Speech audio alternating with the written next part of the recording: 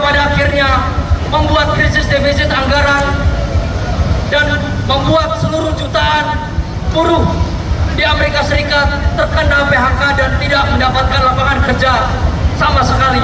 Tercatat hingga hari ini terdapat 110 juta kaum buruh Amerika Serikat tidak mendapatkan lapangan pekerjaan yang dikarenakan adanya hutang yang dialami, adanya hutang yang disimpan oleh Amerika Serikat, hutang perang hasil perang proksi Amerika Serikat pada saat era Joe Biden memimpin negerinya sebesar 142,3 triliun USD, hingga pada akhirnya mengharuskan Amerika Serikat mengumpulkan seluruh kapitalnya, 70% kapital asing yang tersebar di seluruh negeri untuk dikembalikan ke negerinya sendiri.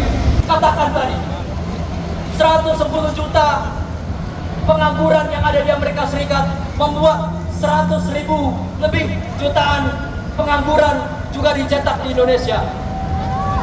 Seluruh akumulasi keuangan yang diperuntukkan untuk dana-dana APBN pada akhirnya harus dipotong, dikat melalui kebijakan efisiensi yang justru merugikan berbagai macam kebutuhan subsidi rakyat itu sendiri, termasuk kebutuhan subsidi pendidikan, kawan-kawan sekalian.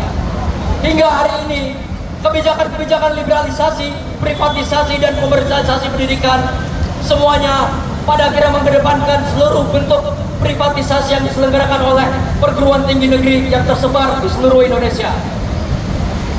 Kawan-kawan sekalian, perlu kita ketahui bahwa nasib pemuda mahasiswa di Hari Buruh Internasional hari ini juga tercekik dan terancam nasib demokratisnya, nasib politik dan nasib ekonominya. Akan pendidikan yang murah, tuntukan rakyat akan pendidikan yang gratis justru dijawab oleh Presiden Prabowo dengan menginisiasi kebijakan politik ekonomi student loan yang sama sekali tidak berpihak kepada rakyat, kawan-kawan. Belajar dari sejarah, kebijakan student loan yang pernah diselenggarakan oleh Amerika Serikat pernah membuat hampir 70% warga Amerika Serikat yang mendapatkan student loan menerima nasib gagal bayar dan pada akhirnya menumpuk hutang subsidi negara itu sendiri, kawan-kawan. Dan kebijakan tersebut justru ingin diulang oleh Presiden Prabowo. Tentunya kebijakan yang hari ini ingin digagas oleh Presiden Prabowo adalah kebijakan yang tidak berpihak kepada rakyat, adalah kebijakan yang tidak mengabdi kepada rakyat, adalah kebijakan yang justru mencekik hari depan dan nasib rakyat Indonesia itu sendiri, kawan-kawan sekalian.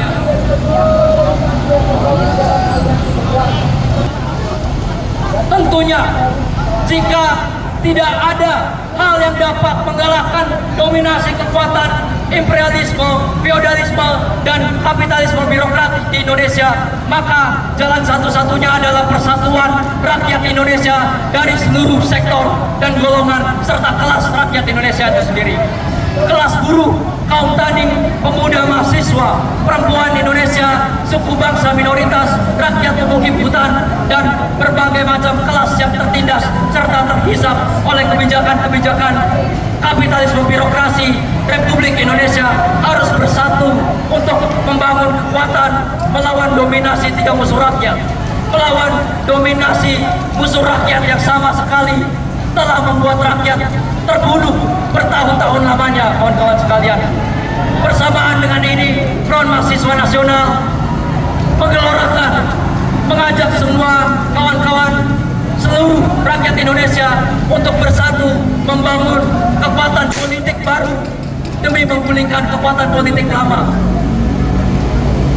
Syarat satu-satunya untuk dapat membangun kekuatan politik baru adalah dengan membangun kekuatan ekonomi baru, yaitu reforma agraria sejati dan industrialisasi nasional yang mandiri dan berdaulat sebagai syarat utama kebijakan, sebagai syarat utama kemandirian dan kedaulatan ekonomi mandiri milik rakyat Indonesia tanpa intervensi tangan asing atau kapital asing itu sendiri, kawan-kawan. Terakhir dari saya, kawan-kawan sekalian, harapannya aksi massa ini dapat tetap dilanjutkan. Aksi massa ini harapannya semangatnya tetap dapat dilanjutkan untuk demi menjawab berbagai macam tantangan dan kebijakan-kebijakan anti rakyat yang akan diterbitkan oleh rezim Prabowo Gibran selanjutnya dan ke depannya. Kawan-kawan sekalian, imperialisme, feodalisme, kapitalis birokrat. Selamat Hari Buruh Internasional. Baik, terima kasih untuk organisasi ojek online. Untuk Bung Suja dipanggil untuk ke mobil komando. Bung Suja untuk